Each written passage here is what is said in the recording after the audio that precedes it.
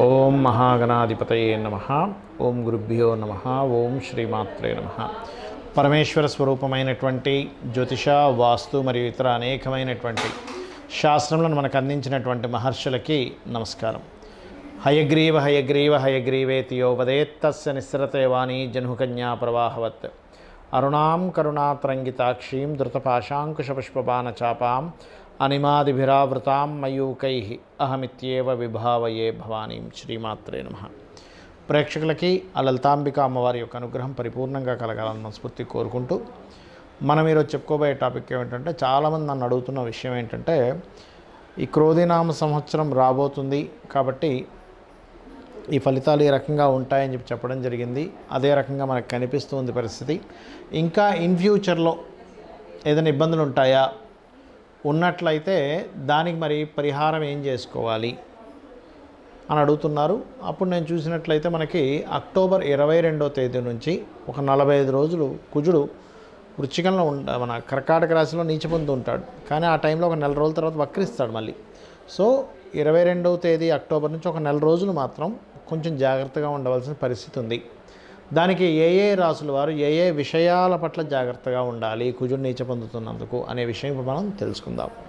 ధనుర్లగ్నము ధనస్సు రాశి. ధనస్సు వారికి కనుక చూసుకున్నట్లయితే రాస్యాధిపతి ఎవరైతే ఉన్నారో ఈ రాస్యాధిపతి మీకు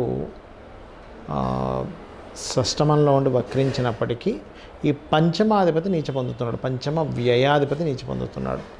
పంచమం అంటే స్నేహితులు, క్రియేటివిటీ రిలేటెడ్, అదేవిధంగా ప్రేమ వ్యవహారాలు,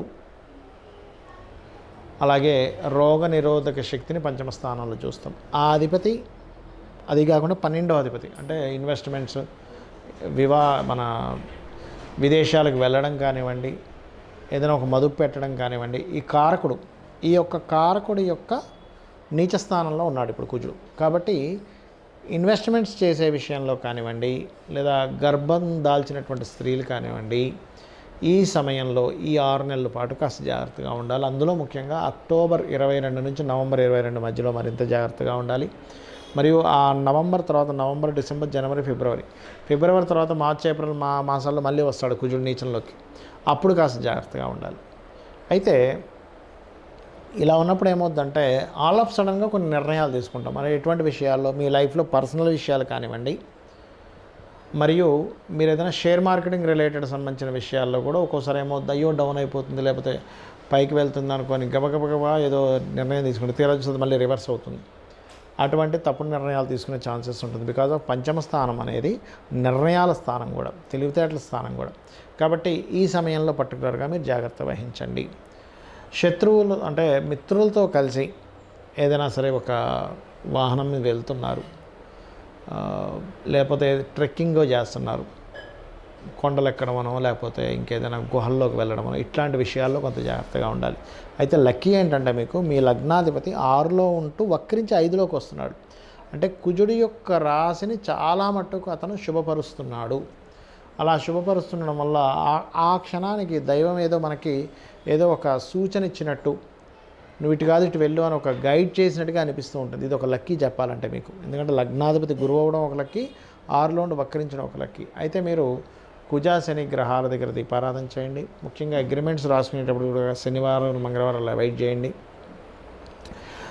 నరసింహస్వామి యొక్క ఆరాధన చేయండి. వీలైతే నరసింహస్వామి యొక్క క్షేత్రాలకు వెళ్ళండి, అన్ని విధాలు బాగుంటుంది. ఈ యొక్క కుజుడు నీచ వల్ల మనం ఇంతకాలం ఏదైతే చూస్తున్నామో, మనం క్రోధినామ సంవత్సరంలో ఆల్రెడీ అనుకున్నాం, ఈ క్రోధినామ సంవత్సరం అనేది గొడవలను ఇస్తుంది, యుద్ధాలను ఇస్తుంది, అనవసరమైనటువంటి అల్లర్లను ఇస్తుంది, విపరీతమైనటువంటి ధోరణి, ప్రకృతి వైపరీత్యాలు ఇవన్నీ కూడా జరుగుతాయి క్రోధినామ సంవత్సరంలో. బికాజ్ ఆఫ్ నామం ఒక ఎత్తు అయితే మనకి కుజుడు శని యొక్క వీక్షణలు, కలయికలు ఎక్కువగా ఉన్నాయి ఈ సంవత్సరంలో. అదే కాకుండా ఈ సంవత్సరానికి అధిపతి కుజుడు అయ్యాడు అని చెప్పుకున్నాం. అలాంటి కుజుడు నీచ పొందుతుంటాడు. అంటే ఆ సంవత్సరాధిపతి నీచ పొందినప్పుడు మరింత ప్రబలంగా ఉంటాయి దాని ప్రభావం. అంటే ఏమిటి, ఎందుకు చెప్పుకుంటున్నాం మనం వీడియో అంటే, ఈ వేరే దేశాల్లో, ఇతర ప్రదేశాల్లో ఉన్న వాళ్ళు కొంత జాగ్రత్తగా ఉండాలి. అయితే ఇది ప్రపంచవ్యాప్తంగా మాత్రం అల్లర్లని, గొడవలని, ప్రకృతి వైపరీత్యాలను ఇస్తూ ఉంటాయి. ఇప్పుడు కొంతమందికి ఇప్పుడు వరకు మనం చెప్పుకున్నాం ఫలానా రాశి అయితే ఇది చేసుకోండి అని. మరి మీకు రాశి ఏమీ తెలియదు, మరి అలాంటి వాళ్ళు ఏం చేయాలి? నవగ్రహాల్లో ప్రత్యేకంగా ఈ యొక్క కుజుడు కర్కాటకంలో నీచ పొంది శనిని వీక్షిస్తున్నాడు కాబట్టి శని కుజ గ్రహాల దగ్గర దీపారాధన చేయండి. Point number 1. రెండవది చండీ పారాయణం. చెండు వినడం కానీ, చండీ పారాయణం చేసుకోవడం కానీ, చండీ హోమంలో కానీ ఎక్కువగా పార్టిసిపేట్ చేయండి. అన్ని విధాలా మీకు బాగుంటుంది. అదేవిధంగా కాస్త బీపీ లెవెల్స్ ఎక్కువ ఉన్నటువంటి వారు, ఈ కుజుడు యొక్క స్థితి ఇలా ఉన్నప్పుడు ఏమవుతుందంటే, ఎలా అయితే ప్రకృతి మీద దాని ప్రభావం కనబడుతూ ఉంటుందో మనుష్యుల మీద, మనుషుల ఆరోగ్యాల మీద కూడా చూపిస్తూ ఉంటుంది. కాబట్టి అది చేయడం, కాస్త ఎక్సర్సైజ్ చేయడం. ఇప్పుడు కూడా కుజశనుల యొక్క ప్రభావం ఉన్నప్పుడు ఏంటంటే మనిషి శ్రమిస్తుండాలి. ఎక్సర్సైజ్లని, వ్యాయామాలని, వీటి వల్ల కూడా ఏమవుతుందంటే ఎఫెక్ట్ అనేటువంటి చాలా మటుకు మార్పు వస్తూ ఉంటుంది. అదేవిధంగా కాస్త వాహనాల మీద వెళ్ళేటప్పుడు కూడా ఎక్కువ ఫాస్ట్గా వెళ్ళకపోవడం అనేది చేయండి. అయితే ఈ కుజుడు భూములకు కూడా కారకుడు కాబట్టి ఎవరైనా సరే, అది మీకు రాశి తెలియనివ్వండి, నక్షత్రం, లగ్నం, అది ఏదేమైనా కానీ, ఒకవేళ తెలియకపోయినా కానీ గుర్తుపెట్టుకోండి, ఈ అక్టోబర్ 22వ తేదీ నుంచి ఇదేమవుతుంది, ఒక నెల రోజుల పాటు అక్కడ నుండి వక్రించి వెనక్కి వెళ్ళి మళ్ళీ ముందుకు వస్తుంది. అంటే ఇదంతా ఒక 5 to 6 months ఆఫ్ ప్రాసెస్. అంటే దాదాపుగా నెక్స్ట్ ఉగాది వరకు దీని ప్రభావం ఉంది చూసుకుంటే. కాబట్టి ఈ నెక్స్ట్ ఉగాది వరకు ఉన్నటువంటి ఈ యొక్క విషయంలో మీరు ఏదైనా ఒక ల్యాండ్ కొనుగోలు చేసేటప్పుడు, చూడండి, కోసం మనం ఒక ల్యాండ్ కొనుగోలు చేసుకుంటాం. ఆ ల్యాండ్ ఏమవుతుంది, ఒక్కోసారి అదేదో కబ్జా ఉండడమనో, ఎక్కువ రేటు పెట్టి కొనడము, చూసిన తర్వాత రేట్లు తగ్గడము, ఇట్లాంటివి జరుగుతాయి. ఇలాంటివి ఏమైనా సిమ్టమ్స్ ఉన్నాయి అన్నప్పుడు ల్యాండ్స్ విషయంలో కొంత జాగ్రత్త వహించాలి కుజుడు నీచంలో ఉన్నప్పుడు. అదేవిధంగా రైతులు విత్తనాలు నాటేటప్పుడు కానీ కొన్ని మంచి నక్షత్రాల్లో, అంటే కొంచెం రోహిణి నక్షత్రం ఉంది, అదేవిధంగా ఆ రోజు ఆ నక్షత్రాధిపతి మంచి నక్షత్రం, అంటే ఏ పాపగ్రహ సంబంధం లేని రోజు విత్తనాలు నాటడం లాంటివి చేయండి. అప్పుడు రైతుకి నష్టం కలగకుండా ఉంటుంది. ఎందుకంటే భూమి మీద బ్రతికేటువంటి వ్యక్తి రైతు, మన దేశానికి వెన్నుముక్క అంటూ ఉంటారు. రైతు లేకపోతే మనం లేము. కాబట్టి ఈ విషయాలు జాగ్రత్త పడండి. మంగళవారాలు, ఈ కుజుడు నీచంలో ఉన్నందుకు మంగళవారాలు ఎటువంటి కొత్త విషయాలు ప్రారంభించకండి. శనివారాలు గుర్తుపెట్టుకోండి. ఎందుకు, శని కుజులు పరస్పరం వీక్షించుకుంటున్నారు, లేదా శని హోరల్లో కానీ, శని వారాలు కానీ, లేదా కుజ వారాలు కానీ, అంటే మంగళవారాలు కానీ, మంగళ హోరల్లో, కుజ హోరల్లో కానీ ఎటువంటి కొత్తవి ప్రారంభించకండి. అదేవిధంగా కుజుడి యొక్క లగ్నాలు లేదా శని యొక్క లగ్నాలు, అంటే మేషము, వృశ్చికము, మకరము, కుంభము లగ్నాల్లో కూడా ఏమీ ప్రారంభించకండి. అదేవిధంగా కర్కాటక లగ్నం, ఎందుకంటే కర్కాటకంలో కుజుడు నీచబడి ఉన్నాడు, ఆ యొక్క లగ్నంలో కూడా ఎటువంటిది ప్రారంభించకండి. ఈ జాగ్రత్తలు కనుక తీసుకోగలిగితే బాగుంటుంది. అదేవిధంగా ఈ శని కుజుల వీక్షణ ఉన్నప్పుడు ఏదైనా ఇంపార్టెంట్ వర్క్స్ వెళ్ళినప్పుడు రెడ్ కలర్, బ్లాక్ కలర్ అసలు వేసుకోకండి. ఇంపార్టెంట్ అంటే ఏమిటండి, ఇంటర్వ్యూకి వెళ్తున్నారు, నార్మల్ టైంలో వేసుకోండి, నో ప్రాబ్లం. లేదా ఒక వివాహం మాట్లాడుకోవడం కోసం వెళ్తున్నారు, వేసుకోకండి.